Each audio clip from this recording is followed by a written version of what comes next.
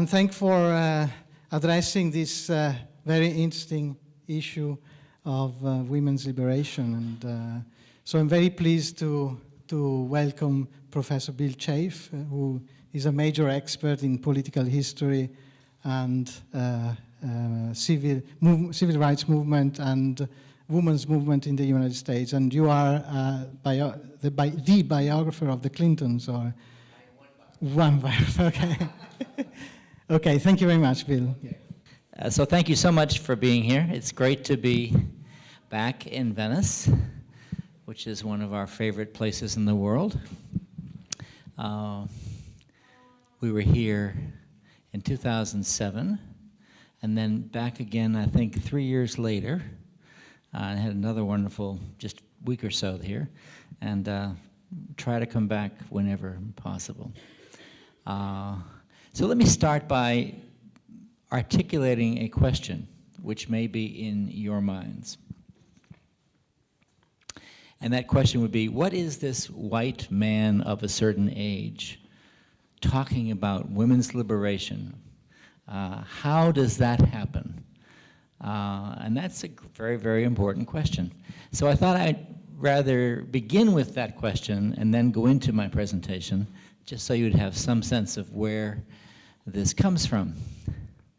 It comes partly from growing up in an environment where I was very conscious of issues of social injustice. I was conscious of those primarily involving questions of Black Americans, because I grew up in an area which was multiracial, where there were certainly a majority of whites, but also a very significant population of Blacks, and also of Italians and Puerto Ricans. And I grew up wondering why it was that we had so much inequality in America. And that question also came out of the fact that I grew up in a fairly religious context. And to me, Jesus was someone who believed in justice. And I still believe that. I don't call myself a practicing Christian, but I believe in that. So that was important. And the other part of this is that, so I grew up really talking about these questions a lot. And the other thing that I was very aware of was that my own mother had really great talent and great abilities. But she grew up in a household where my father would not let her practice those abilities, would not let her take a job, have her own career, because that was thought to be inappropriate for a woman in a marriage. And then she died very early in my life. So in some respects, I was very conscious of the fact that she had not been allowed to be what she wanted to be. And at the same time as I began this work, I also fell in love with and was married to a young woman who sits back there, who became very active on the cutting edge of the feminist movement and was involved in women's liberation consciousness-raising groups all during the early 1970s. So it was not as though these issues were, quote-unquote, academic to me. They were more than that. They were connected to my religion, to my personal life. And so I began by actually writing mostly about African-American issues. And then in graduate school, it became very clear that no one, literally no one, was writing about what had happened in women's history in America after 1920, after the right to vote was gained. No one. And there was this huge, huge mass of material out there that no one had looked at. So this seemed to be not only something I cared about, but something which was extraordinary in terms of an opportunity to contribute to scholarship. So I was fortunate to be, along with many women colleagues, in the first generation of women's historians who wrote about these issues in the United States. So that's a little background. Today's presentation should be 40 minutes or so. Is that about right? Okay. There are two themes that I'll keep on coming back to that I hope can be kind of a framework. The first theme is that in the United States, issues of gender and race are always interconnected. There's a direct linkage. Class is also there, but class is something which we in America don't know how to deal with.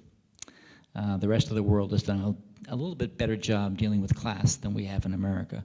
But as you'll see at the end of this presentation, class is very much a part of what we're talking about. So the linkage between gender and race is always there. Secondly, there is the tension between what I would call the values of individualism on the one hand and the values of community on the other. Do we care more about freedom, each individual being totally free, or do we care more about coming together as a community with a sense of mutual responsibility and commitment to each other? Those are very important themes. Now, obviously, from the very beginning of America, issues of gender and race were the basis on which people could or could not do almost everything.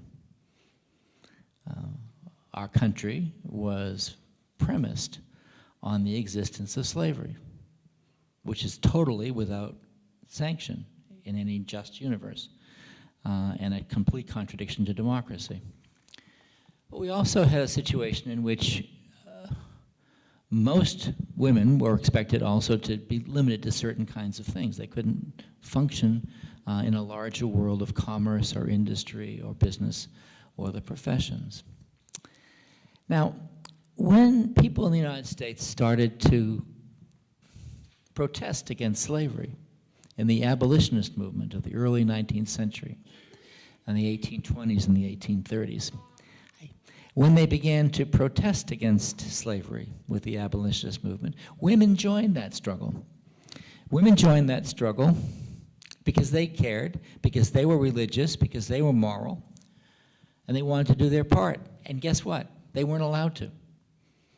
They couldn't go door to door carrying petitions to get signed against slavery. They were not allowed to speak in public. So how could you, as a woman, join the abolitionist movement when they kept you out? And so a number of women in that movement said, wait a second, there's a connection here between the slavery we are protesting against black people and the inequality we are experiencing and trying to change that. And so those women came together and started talking to each other.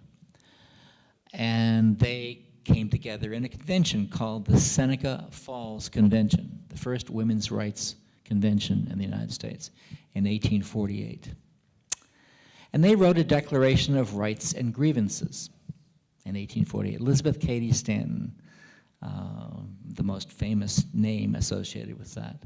The Declaration of Rights and Grievances was based on the Declaration of Independence, only it was that all people are created equal, women and men, and that we will insist on eliminating the idea of separate spheres. Men have one sphere, women have a separate sphere. We'll eliminate all that. We will be treated as individuals, like every other individual. There will be no such thing as women as a sex who are treated in the same way because they are members of that sex and they will occupy that female sphere. It was a very powerful meeting, and it led to campaigning, not just for the suffrage, but for a complete elimination of all kinds of barriers to professions, to earning capacity, whatever. And then came, of course, the Civil War. The Civil War was fought to end slavery. And in the aftermath of the Civil War, the concern with creating movements toward racial equality led also to concerns about ending gender inequality. And so you actually had a movement to create the suffrage, the right to vote, for both women and black people. Only on this occasion, the decision was made by the leaders of the abolitionist movement, the Black Freedom Movement, that including women was going too far, that black men could be given the right to vote, but not women. And so when the right to vote was passed by the Constitution, it was for black men. So neither white women nor black women could vote.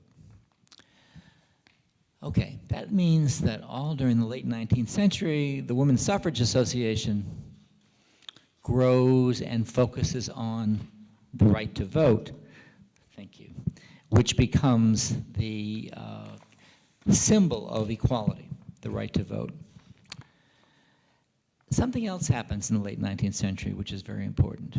Women start to go to college, and a whole series of women's colleges, women-only colleges, are created. Now, most of the people who go to those women's colleges are expected to simply get an education and then become good wives and mothers. But again, something strange happens. Especially the women who go to the women's colleges, as opposed to coeducational institutions, those women don't necessarily want to become traditional wives and mothers.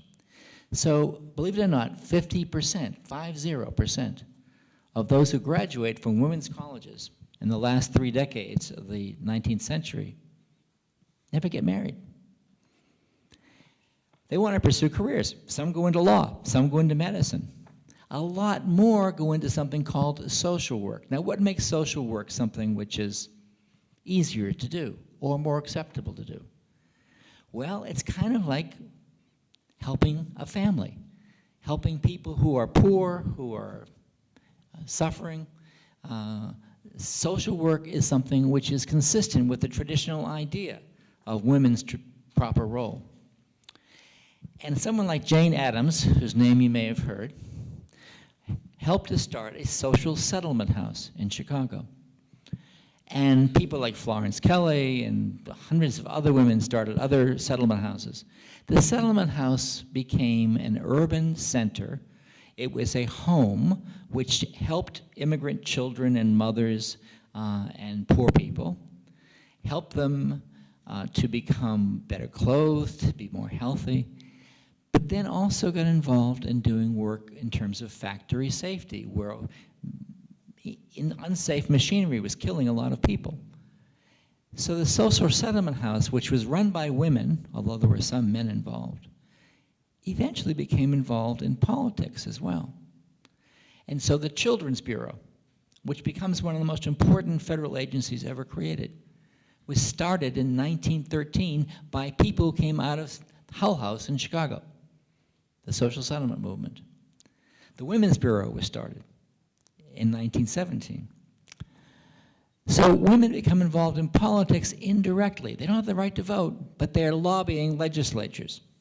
And they're fighting for the right to vote. Only now they're doing so not on the basis of women as individuals, but because women are moral creatures who are different from men and who care more about issues of family, children, social welfare than men do.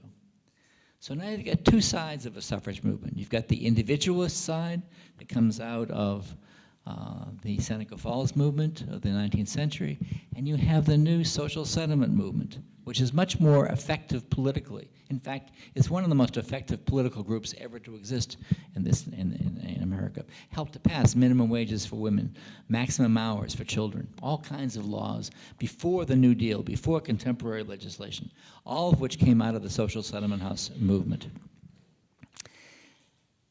Women won the vote during World War I because they became so effective politically, and because they had played a significant role during World War I, even though the war lasted only 16 months from an American perspective. But they won because they had shown how committed they were, how much they were willing to respond, and also because they were so politically effective. And because the President of the United States, Woodrow Wilson, said this is a good idea, and went to Congress and endorsed it. And so the 19th Amendment was passed. Women achieved the right to vote, and there was a lot of talk about a social revolution, a quote-unquote woman's bloc. lots of politicians believed that all women were going to vote alike because women were alike. Women were not different, they were the same. Just like the women from Hull House had said, you know, that's why we need to have these pieces of social welfare legislation. And so there's a lot of fear that there'd be a women's party that would take over politics. Well, none of that happened. None of that happened. First of all, women did not vote, initially at least, as much as men did. Their voting percentages were far less. Second of all, and you know, if you thought about it for a second, politics is a situation in which people vote according to the interests of who they are and the community they live in. So women voted very much like their husbands did. They voted according to the economic self-interest of their class, of their community, of their ethnic group, of their religion. And there wasn't any such thing as a woman's bloc. There wasn't any such thing as a women's vote. Now there is. Now there's a much greater gender gap than there ever was in the 1920s and 30s. But one of the things that happened is that the women's movement kind of faded away a little bit in the 1920s. There were some things that were continuing. For example, out of the settlement house came the idea of maternal and infant care. It was part of the Shepherd-Towner Act passed in 1921. The Children's Bureau became involved in expanding that during the New Deal. And people like Eleanor Roosevelt became central in bringing a whole group of women reformers who once had been in social settlement houses to Washington to be part of the New Deal, the administration. So you have a whole group of women reformers who have continuity going back to the 1910s and 1890s with the settlement house movement, who are now in Washington working on social welfare issues. But the feminist movement per se is not doing very much. There is an equal rights amendment campaign, but that's totally based on a relatively small number of women who are arguing strictly along individualist lines, that there should be no distinction of any kind between women and men in any kind of law. There is not much change taking place in the larger world. In fact, there are fewer and fewer women who, like that first generation of women college students, are entering careers. Far fewer women entering careers now. In fact, most medical, law, and business schools have a cap of 5%. They will not admit any more than 5% of a single class during the 20s, 30s, 40s, and 50s who were women. No more than 5%. It is thought to be verboten, impossible, wrong, immoral for married women to work if their husbands have jobs. Because it's the man's place to earn the income and the woman's place to take care of the home. So most people who are working, who are women, are young, they're single, they're poor, and they're members of minority groups. They're immigrants, they're African Americans, they're Latinos. They are poor. They're young, single, poor, and members of minority groups, all the way during the 1930s. In fact, in 1936, a Gallup poll was taken which showed that 82% of all Americans believed that married women should never work. In 1936, 82% saying married women should never work. Not only that, the federal government had a law which said that if you had a husband and a wife working, that was illegal for the government, that one of them had to quit. And guess who that one was that was going to quit? It wasn't the man. And I get to tell a personal story. 80% of all school systems in America fired a woman if she got married, a teacher. They fired her. My aunt, my wonderful aunt, who eloped after 14 years with a wonderful man in 1932, the next day she was fired. Not only that, it was in Cambridge, Massachusetts. Now, those of you who come from the United States will know that Cambridge has a reputation of being the most radical, liberal, leftist place in the entire universe. She was fired. because you get married. So you've got this situation in which there is an ideology which is pervasive, except doesn't apply to young, single, poor, black, or minority women. And the situation is such that, you know, everyone is saying that it's terribly wrong, and it's evil. So the Ladies' Home Journal talks about housework. The creation and fulfillment of a successful home is a bit of craftsmanship that compares favorably with building a beautiful cathedral. That's their line. Another article says, just as a rose comes to its fullest beauty in its own appropriate soil, so does a home woman, come to her fairest blooming when her roots are stuck deeply in the daily and hourly affairs of her own most dearly beloved. Takes a lot to write that kind of stuff, right? I mean, that takes some invention. But that was the norm. That was what was being said. And then something happens. It's called World War II. And there were more than 13 million American men drafted. There were more than 1 million women who joined the armed services as well. And suddenly the Depression is over, there's full employment, and there is a huge need for people to go to work. So what is the most logical place to turn? Suddenly the government totally turns its mind. Instead of saying that women should not work, they should be fired if they get married, etc., from school teaching jobs, the government now says it is your patriotic duty to take a job. There are all these advertisements about Rosie the Riveter taking on the job of constructing fighter planes, ships, parachutes. It becomes a huge crusade. And the statistics are simply overwhelming. Remember, in 1940, almost all women who work are young, single, and poor. Between 1940 and 1945, 6.5 million women go to work for pay. 6.5 million. Remember?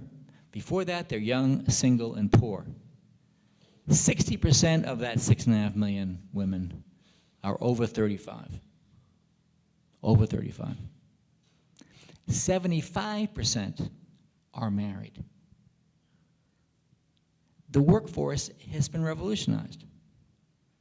Now the notion is that these people are going to work very briefly, you know, to take the place of men while they're off fighting. And when the men come back, they're going to be very happy, thrilled to go back home and become wives and mothers again. But something interesting happens. The women actually decide that they enjoy being paid. Not only do they enjoy being paid, they're getting paid more than they ever were before, because the World Labor Board actually says it's for equal pay. Equal pay never really is created, but there's still the norm of equal pay.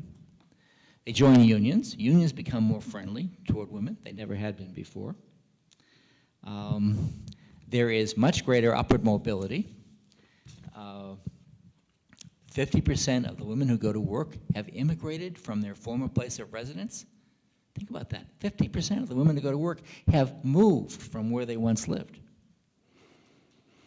And think about this in terms of African American women. 400,000 women who had been domestic servants now started working in factories. This is significant. This is fairly dramatic.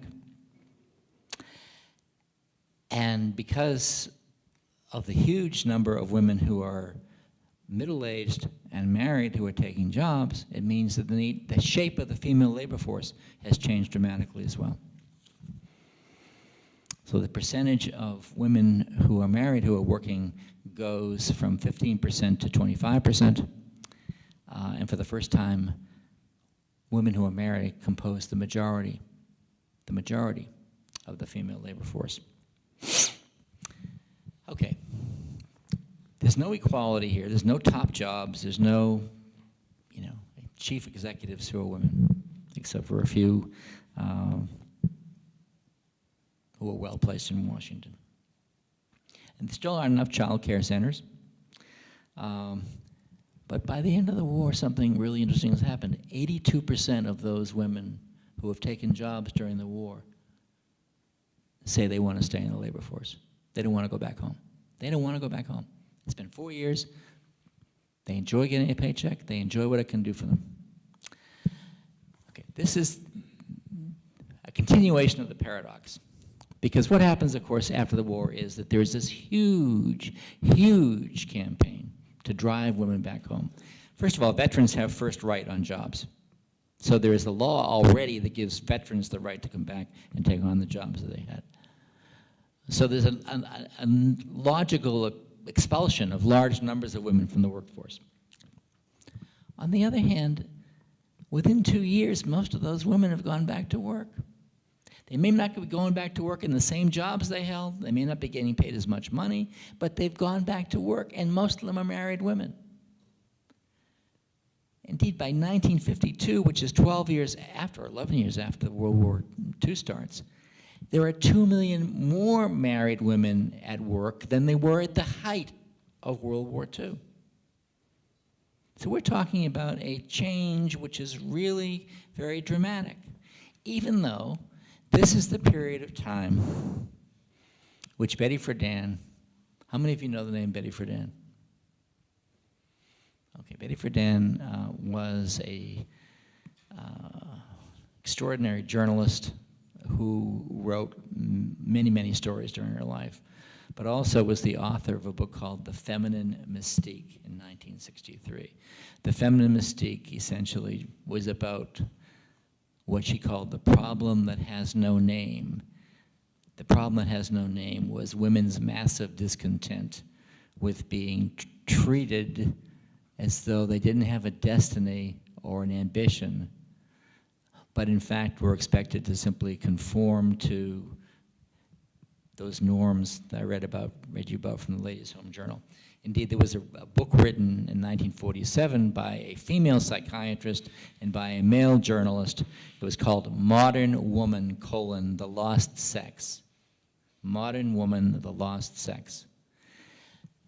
The thesis of which was contained in the following sentence: the independent woman is a contradiction in terms. The independent woman is a contradiction in terms. All women are dependent. Indeed, the argument of the book was that any woman who wanted to have a career was neurotic and should go into therapy immediately. So here you see you've got this incredible growth of this popular mythology, ideology. You've got these advertisements that portray women as being happy only if they are buying the latest dishwasher, refrigerator, vacuum cleaner, and doing the best they can to spend their entire lives taking care of their husbands and children. And you have this whole movement to suburbia in which more than 1 million people per year are moving to suburbia, and the whole idea of the suburban household. But even as this is all happening, simultaneously, you've got these women going back to work, taking jobs. And the ultimate irony of all this, the ultimate irony, is that having a two-income household is pretty important to making middle-class life possible. That second income may not be equal to the first income, but it's making possible buying a house in suburbia, so that 40% of the families that are in what is defined as middle-class households during the mid to late 1950s, in 40% of those households, both husband and wife are working. That's pretty amazing. That's pretty amazing. There's another logic here. The logic is that you don't go to work if you're a woman and you have a child who's been recently born. But guess what? When your kids go to school, you go to work. So that the fastest increase of all is taking place among mothers of children aged 6 to 17. So that all these things actually begin to fit together.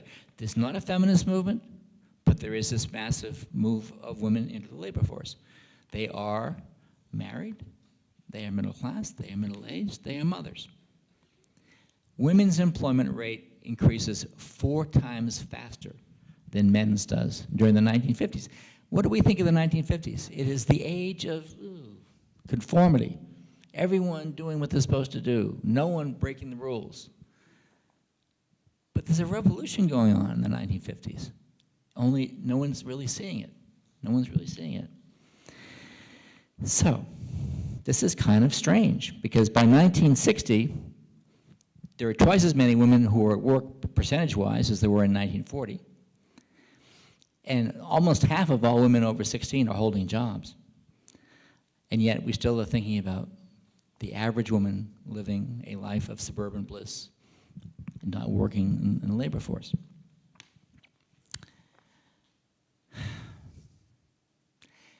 Some people are recognizing this is happening. John Kennedy creates a presidential commission on the status of women in 1961, and he puts Eleanor Roosevelt in charge of it.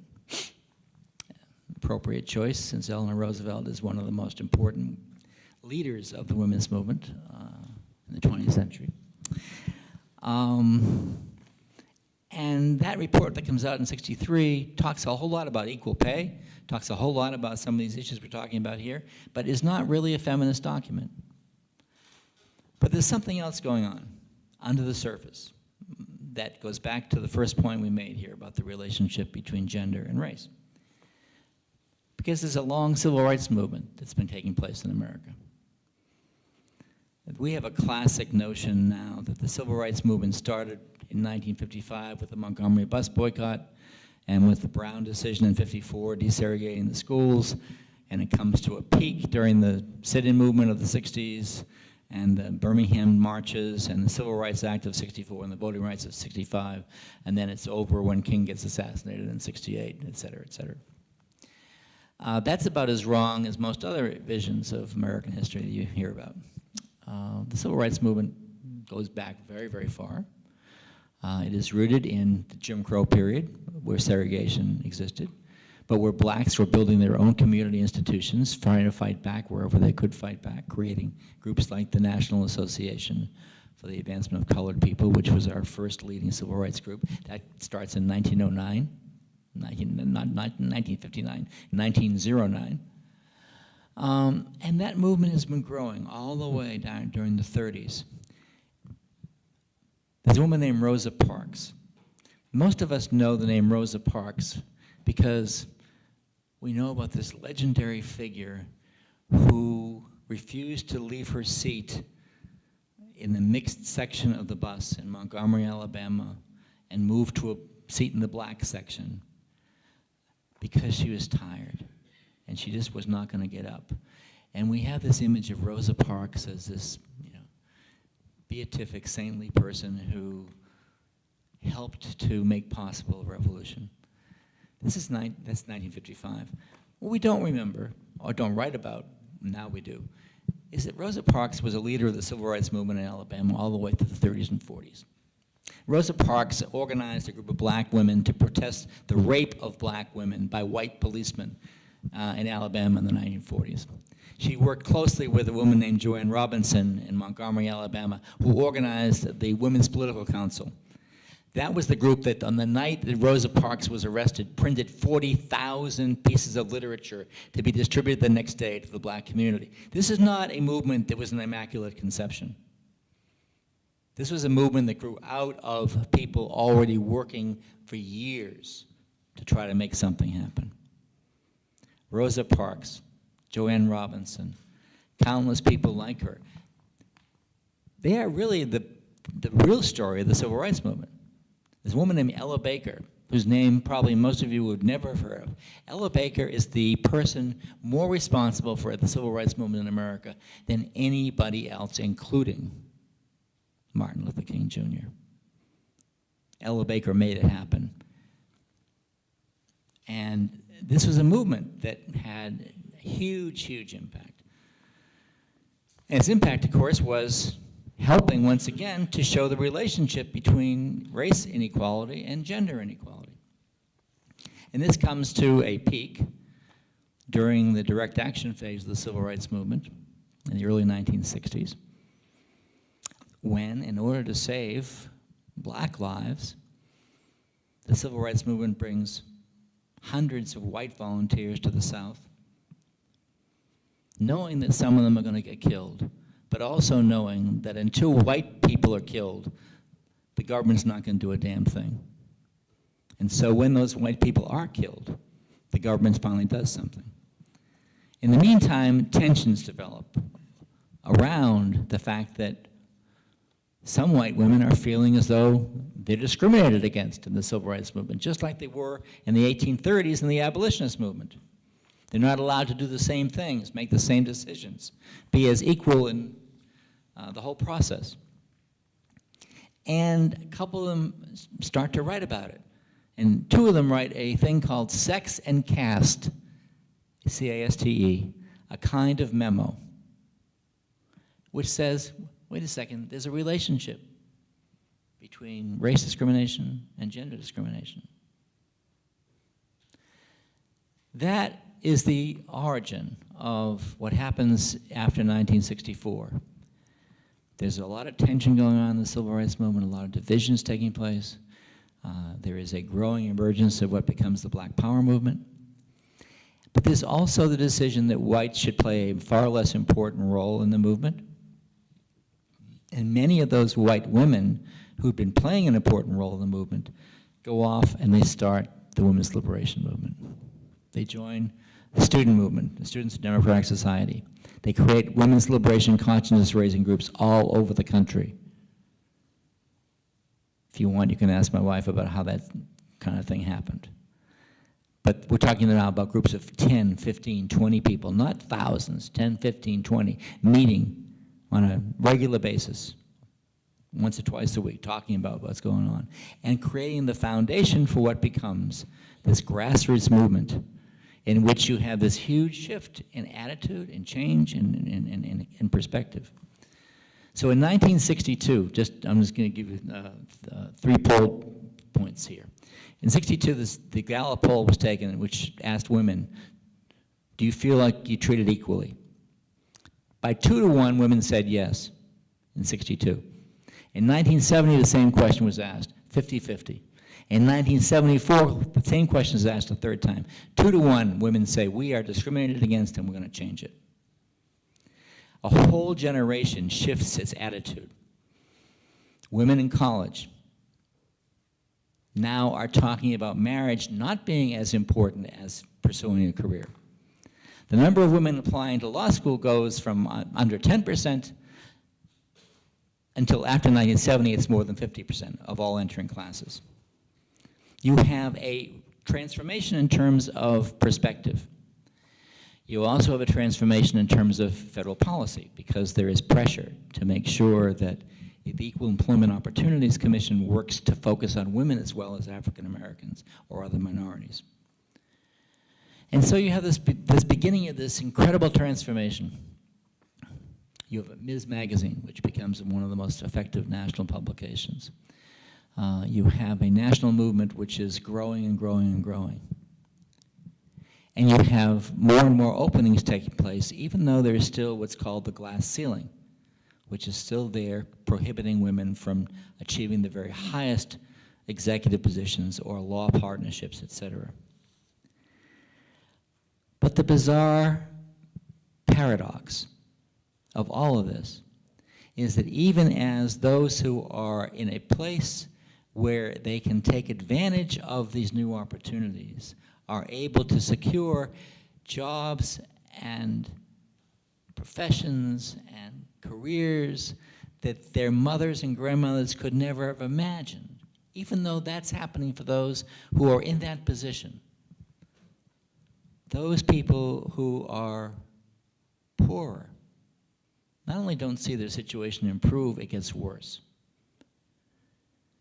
Until you have the prediction made now a decade or two ago that by the second decade of the 21st century, everyone who's poor is going to be female or child,